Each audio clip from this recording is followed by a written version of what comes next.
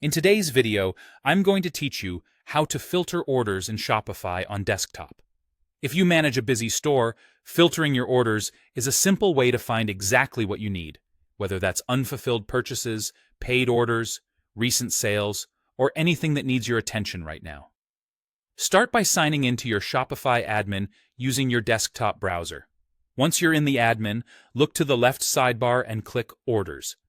This opens your orders list, where you'll see columns like order number, date, customer, total, and statuses. Think of this page as your command center. Filtering helps you cut through the noise and focus only on what matters for the task at hand.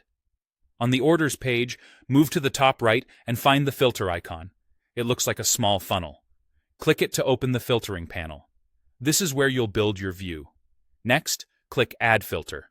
You'll see a list of filter categories to choose from, such as fulfillment status, payment status, order status, sales channel, date, and order tag. Pick the category that aligns with what you're trying to find. For example, if you're preparing shipments, fulfillment status is a great place to start. If you're reconciling payments, go with payment status. If you're reviewing recent activity, date will be your best choice. After you choose a category, select the specific value you want to filter by.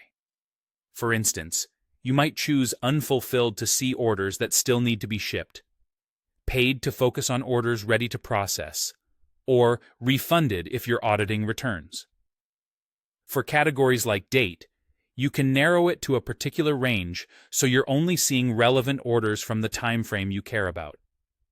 If you use tags to organize orders, like marking VIP customers or special campaigns, select Order Tag and pick the tag you want to view.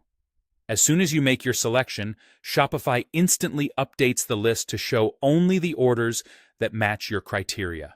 There's no extra button to apply. The results appear right away.